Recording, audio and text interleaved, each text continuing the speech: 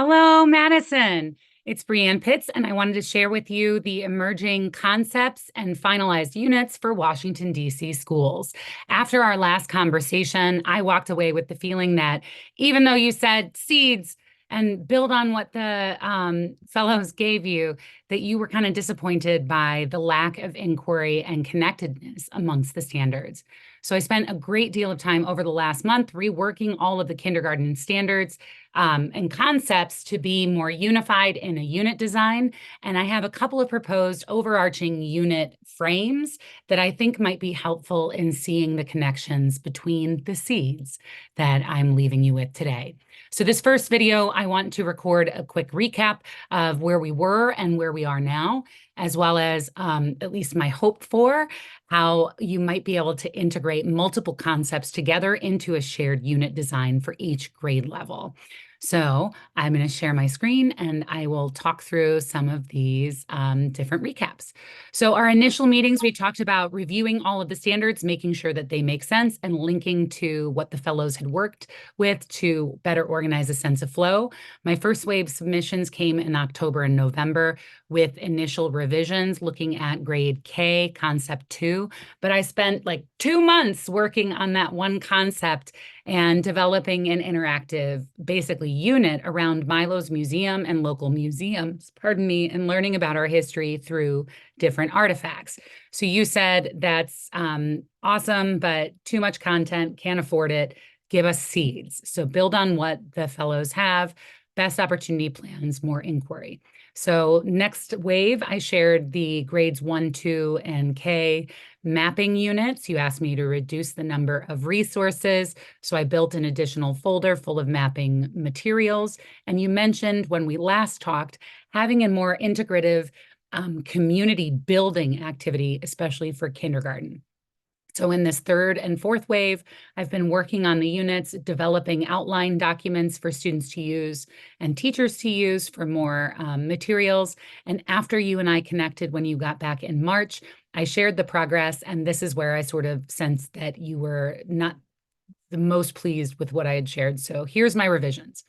I have revised all of the kindergarten lesson plans to more adequately align to a concept of students taking on the roles of city planners, and they are community organizers and planners in their classroom and serve as role models in the larger DC community. In grade 1, I've proposed a unit around reporting, honest and fair news reporting, and these are DC change makers who are going to explore multiple perspectives in media production throughout the year by presenting news stories and multiple representations of identities in DC and around the world. In second grade, the revisions have looked at how can we more adequately use example artifacts and resources around different types of communication and innovation to have students develop an international passport of understanding different cultures and communities. So each of these different units connect with civics, geography, history, and economics, the behavioral sciences, and the district's history and social science standards. So in each unit, you'll see today as I record these videos, I've included a kindergarten toolkit and then the unit to accompany the kindergarten standards. This unit to accompany the kindergarten standards talks through the concept of kinder leaders. This is a kindergarten leadership team that was created by a group of Washingtonian parents, educators, and community leaders who recognize the brilliance of their kindergarten community and invite them to lead by modeling through creation of a classroom community that focuses on proactive and restorative justice. So these leaders would be leading through a sense of Ubuntu, that each of us are connected and work and play together.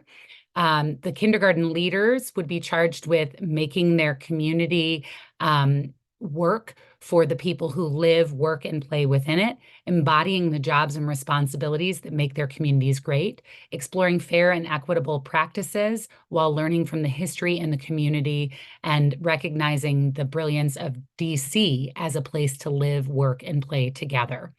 So they'll take on this role of being a kinder leader by studying through each of the different units in the grade level. They'll pretend to be and not even pretend, actually embody the roles of historians, geographers, economists, civic leaders, and sociologists. They'll be introduced to the concept by being offered an introduction to the role, that they'll be making their community more fun, fair, just, and inclusive. And they have examples from multiple identities around the world in each of the different concepts. So what does that look like? I'm going to share a video of each of the kindergarten concepts, talking through how the different standards approach this idea of developing a community of care. And this was devised based on a restorative justice technique that was created by University of Wisconsin Center for Justice. And I have tried it in classrooms with little children as well as adults. And the difference here is that this is modeled for DC classrooms, and I have put throughout the different units links to the kinder leaders. So thank you so much for exploring this with me. I will send you additional concepts later today, but take a look at these different first grade concepts and how I received them, many of which were completely empty, including kinder concept, I believe, 3 and 5. This is the resources from your different consultants, but beyond that, the unit I made up. So I do believe that I've given more than seeds and included lots of unit possibilities.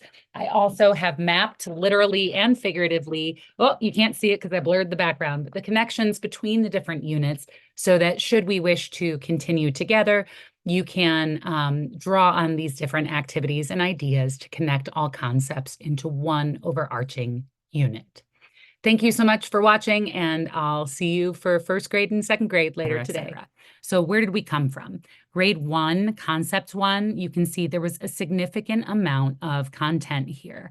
So my revised content just built on that, but there's a lot of connections to the Kinder Leaders unit, and I put in a decent amount about different identities. So they're looking at respect and how we work together. They're developing the skills of community leaders and critical scholars.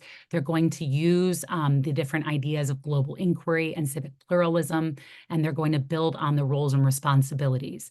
So I inserted some of this Kinder Leaders plan so that they know the types of communities they're a part of.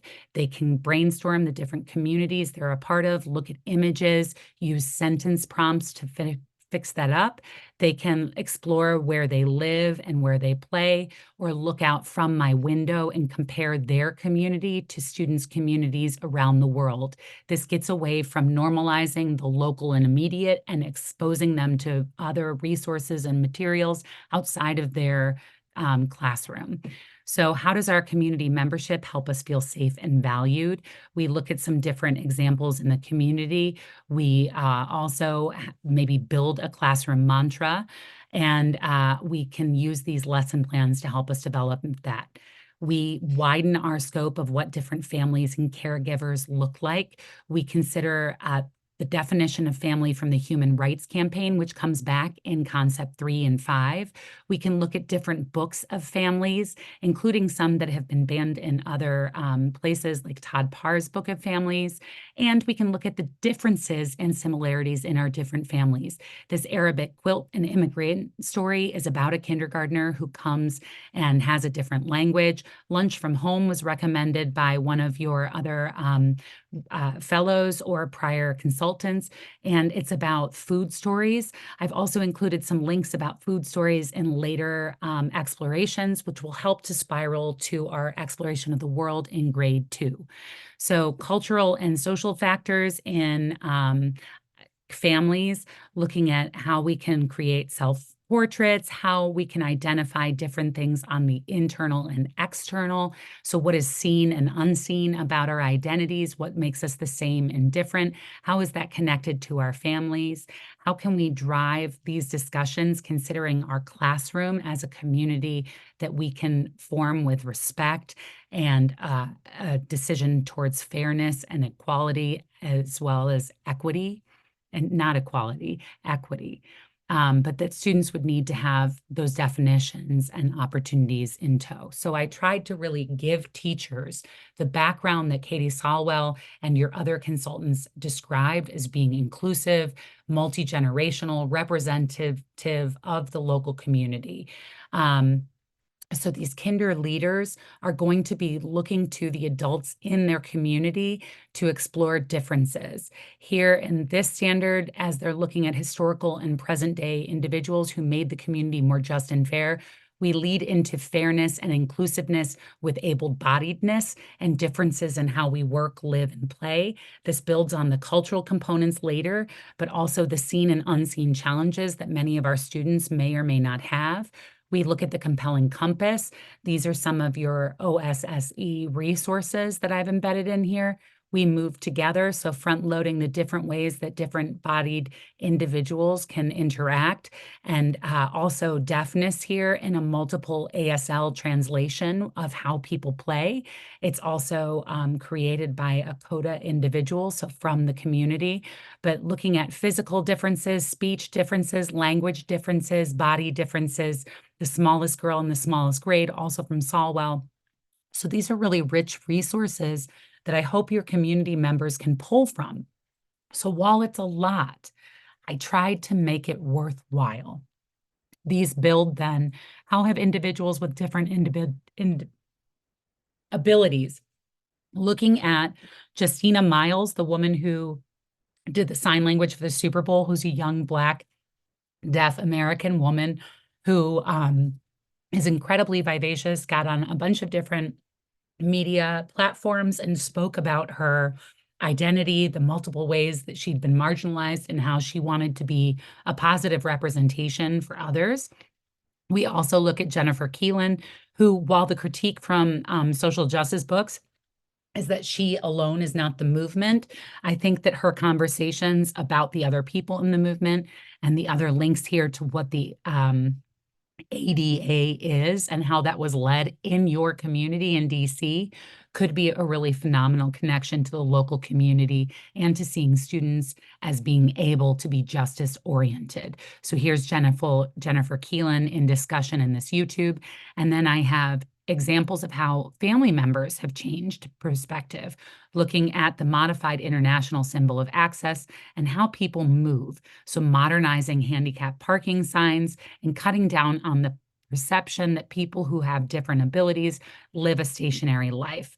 So we look at some example lesson plans. Little leaders could take these as some of the first lessons describing the rules and consequences.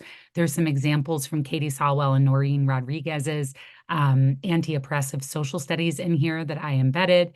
We can also look at ASL storytelling to use a traditional story from kindergarten classes. David goes to school, or Know David with ASL. So we're looking at multimodal ways of knowing and representing identity in classrooms within the standard. These picture book supplements were represented by the teachers. I think that the teachers themselves will have better examples of the rules, but there's lots of rule sheets you can Google if you want an example. But what happens when we don't follow the rules? Again, Know David, considering this Indigenous ball game, and thinking about fairness again with the ways that we include or exclude. So looking at Indigenous student-led voices, it's really, really inclusive here. How we be an includer, using Learning for Justice, using social justice books, connecting to different social scientists who have cited these funds of knowledge, for example. So sharing the seeds, these weren't all devised when I got it, but how do we do better together than all alone? This ties back into kinder and kinder leaders.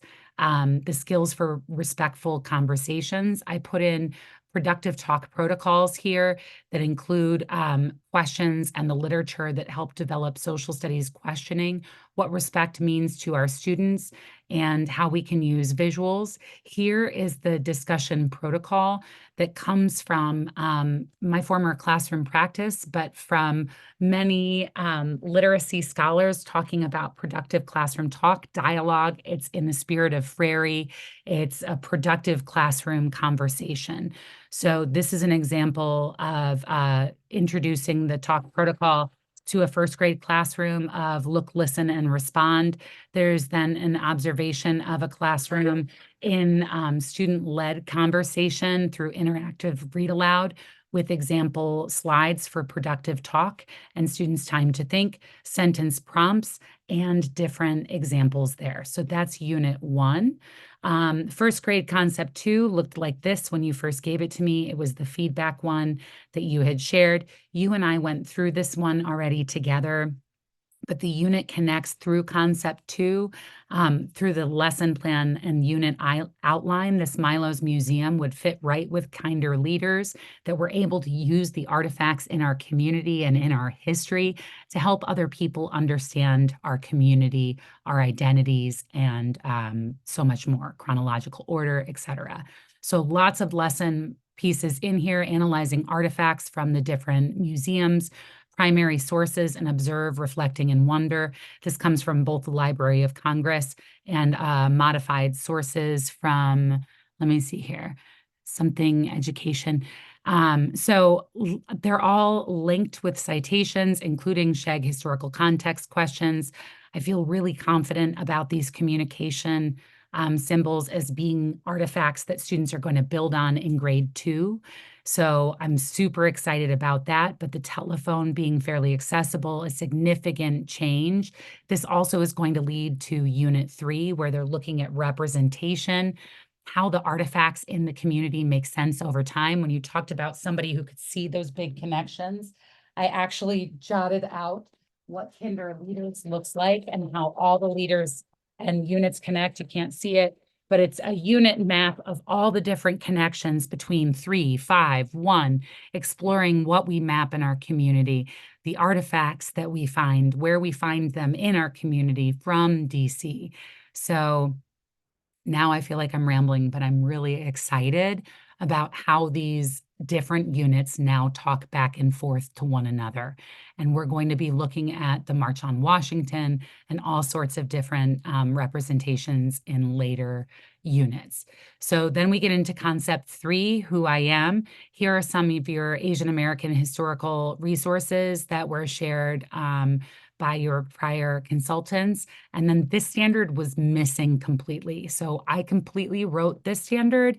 So if it doesn't meet the expectations, apologies, happy to take more, but I tried to build on your initial feedback so that students are looking at all kinds of diverse identities now, different abilities. They're building on the same mentor text about deaf and hard of hearing individuals, different able-bodiedness individuals, thinking about helpers in their communities and how different helpers can have different bodies and needs around the world. These are also recommended by your OSSE resources, helping look for more accessibility in your school and community, looking to be change makers through examples like Emmanuel's Dream with a one-legged young man who rode across Africa to bring awareness to his disability. He had a series of different life challenges and a really successful story with pictures that you can look up his journey. Also Temple Grandin, so thinking about somebody who comes from a different way of mentally knowing and how we can be inclusive of different body types and identities, even in I Can Play Too, so taking a silly turn. And then this is Katie Solwell's recommendation from one of her units that students would create a similarity in different quilt squares. So I tried to use the resources you provided and the fellows provided to build the best resourced unit, but a lot of the stuff is not out there for this grade level, so it's a matter of creating it. Here explaining the contributions of individuals with different gender, racial, religious, and ethnic identities and statuses. I tried to pull local examples in the present and historical aspect that you could connect. So what extent are we able to choose who we are? What's the difference between what's a seen and unseen ability or difference? How do our identities change over time? So really extensive questions here about who we are and how we're represented. They can look at the identity concept through C3 teachers. And this is an interactive media and news literacy exhibit that was created by a communications professor who wants students to see how diverse stories of different perspectives in the United States are.